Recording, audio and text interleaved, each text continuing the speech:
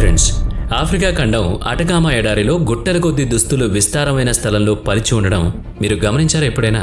ఇక్కడ 60,000 టన్నుల దుస్తులు గుట్టలుగా పడున్నాయి. అలాగని ఇవి పనికిరాని చిరిగిపోయిన దుస్తులు కావు. ఎవరూ వీటిని ఖరీదు చేయలేదు. సౌందర్య పరిశ్రమ వీటిని తిరస్కరించింది. అవును, కెన్యాలో కూడా ఇలాంటి క్లాత్ డంపింగ్ యార్డ్ ఒకటి ఉంది. మంచి మంచి దుస్తుల్ని ఇలా ఆరు బయట పడేయడానికి కారణం ఫ్యాషన్ ఇండస్ట్రీ. ఎన్నో రకాల బట్టలు, వాటిల్లో ఎన్నో రకాలు. అవన్నీ కలిగుండే జీవన శైలిని దాదాపు అందరూ కోరుకుంటారు. కాస్త ఖరీదైన మంచి ఫ్యాషన్ దుస్తులే కొనడానికి చూస్తారు. డబ్బులుంటే చాలు ఎన్నైనా కొనుక్కోవచ్చు. కానీ మన ఈ కోరిక భూగోళాన్ని కలుషితం చేస్తోందని మనలో ఎంతమందికి తెలుసు? ప్రతిదీ వాతావరణ కాలుష్యంతో ముడిపెడుతున్నామేంటని ఆగ్రహించకండి. ఇది వాస్తవం. మనందరి బాధ్యత ఉంది. తిలా పాపం తలా పిడికెడు, అంతే కదా? ప్రపంచ ఫ్యాషన్ పరిశ్రమ విడిచే వ్యర్థాల వల్ల జరుగుతున్న పర్యావరణ కాలుష్యం మొత్తం కాలుష్యంలో 10%. ఎంత దారుణం! ఇదంతా మనకు తెలియకపోవడమే ఆశ్చర్యం. ఫ్యాషన్ ఛానళ్లు చూడండి. ఫ్యాషన్లు ఎంత త్వరగా మారిపోతూ ఉంటాయో తెలుస్తుంది. అవి మారిపోవడానికి జనసామాన్యానికి ఏమిటి లంకె అని ప్రశ్నార్థకంగా చూడకండి. ఇవిగో వివరాలు. దానికంటే ముందు, క్రిందటి పండక్కి మీరు కుట్టించుకున్న లేదా కొనుక్కున్న దుస్తుల్ని మీరు ఇప్పటికీ ఎన్నిసార్లు వేసుకున్నారో ఈ వీడియో ముగిసేలోపు చెప్పండి. అప్పుడు విషయంలోకి వెళదాం. ప్రస్తుతం గ్లోబల్ ఫ్యాషన్ ఇండస్ట్రీ విలువ $2.5 ట్రిలియన్ చేరుకుంది. ఎలా అంటారా? గ్రాఫ్ చూడండి. 1900తో పోలిస్తే 1950 వరకు ఫ్యాషన్ పరిశ్రమ వృద్ధి రేటు నెమ్మదిగా కొనసాగింది. అయితే గత 25 ఏళ్లలో దాని వేగం చూస్తే 230% గ్రోత్ని నమోదు చేసుకుంది. ఫాస్ట్ ఫ్యాషన్ ఇందుకు కారణం. అంటే ఒక కొత్త తరహా దుస్తుల మార్కెట్లోకి వచ్చి ట్రెండ్ను సృష్టించి అతి వేగంగా అల్లుకుని అంతే వేగంగా మరుగున పడిపోతాయి. ఈ తరహా ఫ్యాషన్ పూర్తిగా పశ్చిమ దేశాల విధానం. ఒకానొకప్పుడు స్ట్రింగ్, సమ్మర్, ఆటమ్, వింటర్ అని 4 ఫ్యాషన్ కాలాలు ఉండేవి. సమ్మర్ స్టైల్, వింటర్ ఫ్యాషన్ అనే పేర్లు మీరు వినే ఉంటారు. అంటే కాలానికి అనుగుణంగా ఫ్యాషన్ మారుతూ ఉంటుంది. పశ్చిమ దేశాల్లో 1980ల దాకా ఇలాంటి ట్రెండ్ ఉండేది. మీకు తెలుసు, వేసవిలో ఉన్ని బట్టలు, చలికాలంలో జొబ్బాలు వేసుకుని తిరగం కదా. అంటే అవసరాల రీత్యా ఫ్యాషన్ కూడా మారుతుందన్నమాట. 1990ల నాటికి ఈ ట్రెండ్ గాలి మళ్ళింది. అవును, ఫ్యాషన్ పరిశ్రమ కాలంతో పాటు 4 నెలలు వేచి చూస్తే ఎలా? తమకు లాభాలు వచ్చేదెలా? అంతకాలం వేచి ఉండడం ఎలా అని ఆలోచించింది. అంటే ప్రజలు 3 నెలల తర్వాతే కొత్త దుస్తులు కొంటారు. ఆ మేరకు అలా కొంటే కంపెనీలకు నష్టం కదా. అంటే ఫాస్ట్ ఫ్యాషన్ని అవి ప్రపంచానికి పరిచయం చేశాయి. సాలీనా 4 ఫ్యాషన్ సీజన్స్ ఉండడం సరికాదని చెప్పి 12 సీజన్స్ని తీసుకొచ్చాయి. నెల ఒక ఫ్యాషన్ షో. ప్రతి షోలో కొత్త మోడల్ డ్రెస్లు జనానికి పరిచయం చేసి వాటిని ఫాలో అవ్వకపోతే సొసైటీలో వెనుకబడిపోతామనే ఫీలింగ్ని తీసుకొచ్చేలా ఫ్యాషన్ అప్డేట్ చేసింది అప్పటి మార్కెట్. ఎక్కువ స్టైల్స్, ఎక్కువ మోడల్స్, ఎక్కువ సేల్స్, ఎక్కువ ప్రాఫిట్స్. ఎస్, మీ పని వాటిని పర్చేజ్ చేయడమే. నెలకు ఒకటైనా అనేది బాటమ్ లైన్. ఇక మీకు ప్రత్యేకంగా చెప్పకుండానే విషయం మొత్తం అర్థమై ఉంటుంది. కానీ వీడియో మాత్రం అయిపోలేదు. మీరిలా ప్రతి నెల కొనే ఫ్యాషన్ దుస్తుల మూలంగా పర్యావరణం ఎలా ప్రభావితం అవుతుందో ఈ వీడియో ఆరంభంలో తెలుసుకోవాలనుకున్నాం. కంపెనీ ఎత్తుగడ అదిరిపోయింది కదా. వాట్సన్ అండ్ ఓల్ఫ్ అనే సంస్థ పరిశోధనల ప్రకారం ఐరోపాలో 2000వ సంవత్సరం వరకు ఏడాదికి 2 ఫ్యాషన్ కలెక్షన్స్ పరిచయం అయ్యాయి. 2011 నాటికి ఏడాదికి 5 అయ్యాయి. H&M వంటి బ్రాండ్ల దుస్తులు ఏడాదికి 12 నుంచి 16 ఫ్యాషన్ కలెక్షన్లని ప్రదర్శిస్తోంది.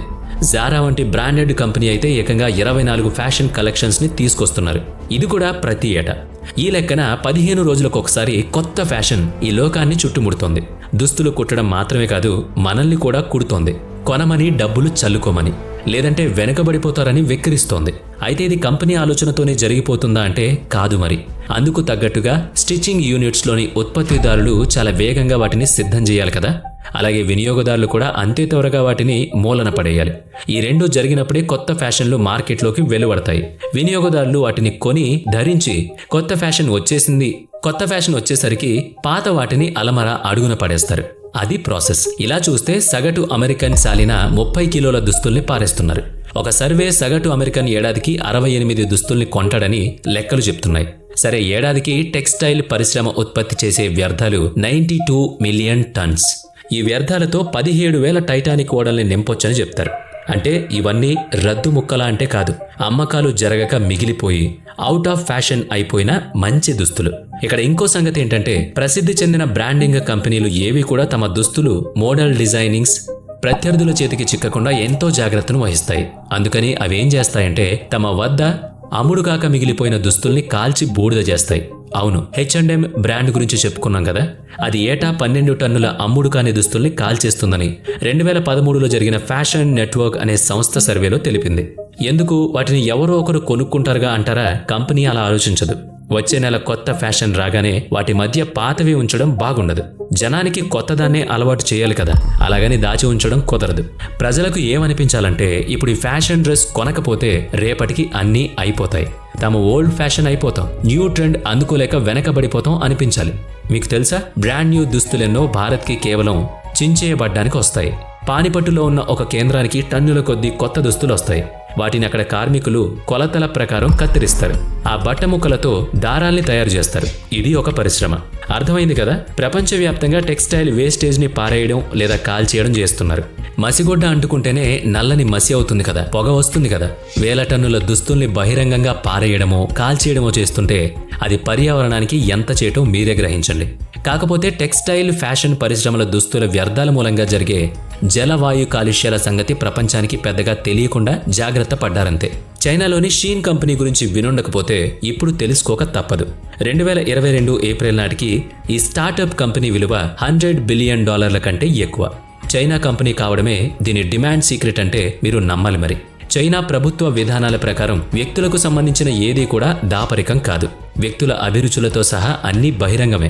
నో డేటా ప్రైవసీ, అదంతే. ఇదిగో షీన్ కంపెనీకి ఇదే పెద్ద ఆయుధమైంది. ప్రపంచంలో బాగా ట్రెండ్ అవుతున్న ఫ్యాషన్లను అదే పనిగా పరిశీలిస్తుంది. ఇంటర్నెట్ ఉంది కదా, అది చాలు. ఇక అవే తరహా దుస్తుల్ని తమ చైనాలోనే అతి చౌక ధరల్లో తయారు చేస్తుంది. వాటిని నేరుగా పడమటి దేశాలకు ఎగుమతి చేస్తుంది. చిన్న చిన్న కంపెనీలెన్నో చైనా తమ దుస్తుల నమూనాలను తస్కరించి నకిలీ దుస్తులు తయారు చేస్తోందని ఆరోపించాయి. అయితే ఒక వినియోగదారుడికి వాటిని ఎవరు డిజైన్ చేస్తున్నారన్నది అనవసరం. అసలైన డిజైన్కి తగిన ఫలితం దక్కుతుందా లేదా అన్నది మాత్రమే వాళ్ళకి కావాలి. అయినా అతడికి దాంతో సంబంధం లేదు కదా. అవును, వినియోగదారుడికి కావాల్సింది సరికొత్త ఫ్యాషన్. అతి తక్కువ ధరలో ఎంత త్వరగా తన చేతిలోకి వస్తే అంత సంతోషం. బస్ అంతే. అయితే దుస్తులు చవకగా ఉన్నాయంటే అర్థం ఖర్చే లేకుండా తయారయ్యాయని కాదు. మీరు మీ అమ్మా నాన్నల్ని అడిగి చూడండి, వెనుకటి నాణ్యత ఇప్పుడెక్కడుంది బట్టల్లో అంటారు. నిజం. ఫ్యాషన్ కంపెనీలు ఫాస్ట్గా దుస్తులు కుడతాయి. మన్నికైనవి, ఏళ్ల తరబడి వాడిన పాడవనవి కుడితే వాళ్ళకేం ప్రయోజనం? కనుక తక్కువ కాలంలోనే మూలన పడేలా ఉంటూ ఉంటాయి అవి, అప్పటి కాలపు దుస్తులు. కనుక తక్కువ కాలంలోనే మూలన పడేసేలా ఉంటాయి ఇప్పటి దుస్తులు. మరి క్వాలిటీ తగ్గితే వినియోగదారులు గమనించరా అంటే గమనిస్తారు. అందుకు తగ్గట్టే కంపెనీలు ధరలు తగ్గిస్తుంటే ఇక వాళ్ళేమంటారు? అబ్బా, ఇంత తక్కువ ధరకే ఇంత మంచి ఫ్యాషన్ డ్రెస్ వచ్చేస్తుంది కదా, క్వాలిటీ ఒక రవ్వ తగ్గితే ఏమైందిలే అని సర్దుబాటు చేసుకుంటారు. అయితే ఇదంతా కొనుగోలు ధరల సంగతి. కానీ దుస్తుల తయారీకి అయ్యే ఖర్చు సంగతి ఏంటి? దుస్తుల తయారీకి డబ్బుల ఖర్చుతో పాటు నీళ్ల ఖర్చు ఉంటుంది. లోకంలో 2వ అతిపెద్ద నీటి వినియోగ పరిశ్రమ ఏదో తెలుసా? అది ఫ్యాషన్ పరిశ్రమ. ఒక కాటన్ టీషర్ట్ తయారీకి 2700 లీటర్ల నీరు ఖర్చు అవుతుంది. అంటే ఒక మనిషికి 2.5 ఏళ్లకు సరిపడా త్రాగునీరన్నమాట. అదే జీన్స్ ప్యాంట్ ఒక్కటి కుట్టాలంటే మీరు 10 సంవత్సరాల్లో తాగేటన్ని నీళ్లన్నీ కూడా దానికి వినియోగించాలి. కజకిస్తాన్, ఉజ్బెకిస్తాన్ల మధ్య అరల్ సీ అనే సరస్సుంది. ఒకానొకప్పుడు ప్రపంచ ప్రసిద్ధి చెందిన పెద్ద సరస్సుల్లో ఇది ఒకటి. ఇప్పుడది ఎండిపోయింది. ఫాస్ట్ ఫ్యాషన్ పరిశ్రమ చేసిన వైపరీత్యం అది. కాటన్ అంటే ప్రతి పంట వాణిజ్య పంట. ప్రతి పంటకు వేడి వాతావరణం, సూర్యుని వెలుతురు అవసరం. అంటే అది మెట్ట పంట. అంతేనా, ప్రతి సాగుకు తేమ అవసరం చాలా ఉంది. ప్రతి తెల్లగానే ఉన్న దుస్తులు మాత్రం రంగుల్లో ఉంటాయి. ఈ ప్రక్రియలో వాషింగ్, బ్లీచింగ్, డైయింగ్ వంటి ఎన్నో దశలుంటాయి. వీటికి పుష్కలంగా నీరు అవసరం. డైయింగ్ సంగతి చూద్దాం. నీటి అడుగున కూడా వాతావరణం ఉంటుంది కదా. మొక్కల్ని చేపలు తింటాయి. చిన్న చేపల్ని పెద్ద చేపలు ఆరగిస్తాయి. ఇప్పుడు మీరు ఉతికిన బట్టల నీళ్లు రంగు మారుతాయి కదా. మురికి కొంత, బట్టల రంగు కొంత. అలా ఆ నీరు శుద్ధి చేయబడకుండా నదులు, చెరువులు, సముద్రాలు, భూగర్భ జలాలను కలుస్తుంది. బట్టలు ఉతికిన నీళ్లు మెల్లగా వాటర్ బాడీస్ని చేరుకుని క్రమంగా వాటిని కూడా కలుషితం చేస్తాయి. నీరు రంగు మారుతుంది. ఫలితంగా సూర్యరశ్మి నీటి అడుగున ఉన్న మొక్కల్ని చంపేస్తుంది. కిరణజన్య సంయోగక్రియ జరగక వాటి సంఖ్య తగ్గిపోతుంది. ఆ మొక్కలు చేపలు తినడానికి అనుకోకండి, అవి ఆక్సిజన్ని కూడా ఉత్పత్తి చేస్తాయి. అంటే ఇప్పుడు ఆ నీటిలో ఆక్సిజన్ శాతం తగ్గిపోతుందన్నమాట. టెక్స్టైల్ పరిశ్రమలు విడిచే డై రంగులు చాలా విషపూరితమైనవి. కార్సినోజెన్స్ అనే విషపూరిత పదార్థాలుంటాయి వాటిలో. దుస్తుల్ని డై చేసే సమయంలో అవి వాటికి పూర్తిగా అతుక్కుపోవు. 15 నుంచి 20% డైలు నీటిలో కలిసిపోతాయి. అలాగని కలుషిత నీటిని ఎవ్వరూ తాగరు, కానీ తింటారు. నిజమండి, చాలా ప్రాంతాల్లో ఈ వేస్ట్ వాటర్ని పంటల సాగు కోసం వినియోగిస్తుంటారు. మనం తాగడం లేదుగా అనుకుంటాడు మనిషి, కానీ ఆ నీటితో పండించిన పంటల్ని తింటున్నారని తెలుసుకోడు. అంటే విషపూరిత నీటిలో పండించిన ధాన్యాలతో పండ్లతో తయారు చేసిన ఆహార పదార్థాలను విషమని తెలియకుండానే ఆరగించేస్తున్నాం. ఇక టెక్స్టైల్స్ కంపెనీలు, ఫ్యాషన్ పరిశ్రమలు తగలబెట్టే దుస్తుల మూలంగా విషపూరిత వాయువులు కాలుష్యానికి కారణమవుతున్నాయి. పాలిస్టర్ కలవని దుస్తులు ఉంటున్నాయా చెప్పండి? ఆ కృత్రిమ పాలిస్టర్ ఫైబర్ క్రూడ్ ఆయిల్లో తయారవుతుంది. అంటే వాటిని తగులబెడితే క్రూడ్ ఆయిల్ని దహించడమే అవుతుంది. మన దుస్తులు అందచందాల వెనుక ఇంతటి పర్యావరణ విధ్వంసం ఉంది. మరి వాటిని ధరించి మురిసిపోయే మనం పరోక్షంగా మన చేటుకు మనమే జీవావరణ కాలుష్యాన్ని ప్రోత్సహిస్తున్నాం. ఇది చేదు నిజం, ఒప్పుకోక తప్పని నిజం. అయితే ఏంటి, అందమైన దుస్తులు వేసుకోవద్దా, ఫ్యాషన్లు కొనొద్దా అని గుర్రుగా నన్నలా చూడకండి సుమా. మీరు మీ డబ్బులతో కొనుక్కుంటున్నారు, అది మీ కష్టార్జితం. మీ కష్టార్జితాన్ని ఎలా ఖర్చు చేసుకోవాలో మరొకరు చెప్పాలా? కాదు కదా. అయితే కొన్ని జాగ్రత్తలు తీసుకుంటే మీ ఆరోగ్యంతో పాటు మనమంతా జీవిస్తున్న ఈ ప్రకృతిని కాపాడతాయి. కనీసం కాలుష్యపు తీవ్రతను తగ్గించిన వాళ్ళం అవుతాం. మీరు కొన్న దుస్తుల్ని ఎక్కువ కాలం వేసుకోండి. మీరు ఎంతకాలం వాడితే అంతగా పారేసే దుస్తుల కాలుష్యాన్ని 30% వరకు తగ్గించిన వాళ్ళం అవుతాం. ఫ్యాషన్ ప్రపంచంలో మళ్లీ వాటినే ధరించడం నేరమని మీరు అనుకున్న రోజున వాటిని సరైన దుస్తులు లేని వాళ్ళకి దానం చేయొచ్చు. మీరు నేరుగా చేయలేకపోతే కొన్ని సంస్థలుంటాయి, వాటికి ఇవ్వచ్చు. వీళ్లలో కొందరు ఎన్జిఓలు మంచి బట్టలతో శానిటరీ ప్యాడ్స్ కూడా తయారు చేస్తున్నారు. వాటిని పల్లె ప్రాంతాల్లో బాలికలకు, మహిళలకు ఉచితంగా పంపిణీ చేస్తున్నారు. పరోక్షంగా మీరు సామాజిక సేవ చేసినట్లే కదా. మరికొన్ని ప్రాంతాల్లో చేసిన పనికి దుస్తులనిస్తారు. అలాగే మీరు వాడే షూ పై ఉండే గ్రీన్ సోల్ని డొనేట్ చేయొచ్చు. వాటితో చెప్పులు తయారు చేసి పేద పిల్లలకు ఇచ్చే సేవా సంస్థలు కూడా ఉన్నాయి. అంతెందుకు, మీరు మీ ఇంట్లోనే ఆ చిరిగిన బట్టల్ని గదులు, పొయ్యి తొడవడానికి వాడుకోవచ్చు. కాస్త బాగున్న వాటిని కడిగిన సామాన్లు తొడవడానికి, మీ వాహనాలను తుడుచుకోవడానికి వాడొచ్చు. బట్టలని చీకిపోయేదాకా రకరకాల అవసరాలకు ఉపయోగించడం గురించి మన భారతీయులకు వేరెవరూ పాఠాలు చెప్పనక్కర్లేదు. సాధారణంగా భారతీయులు ఇక వాడకూడదనుకున్న దుస్తుల్ని బయట పారేయరు. వేసుకోకపోతే ఇంట్లో పని వాళ్లకు, వాళ్ళ పిల్లలకు ఇస్తూ ఉంటారు. ఇదో మంచి అలవాటు. ధనికులు, పేదలు అందరూ చేసే పనే ఇది. మన దేశ సంస్కృతిలోనే ఆ సులక్షణం ఉంది.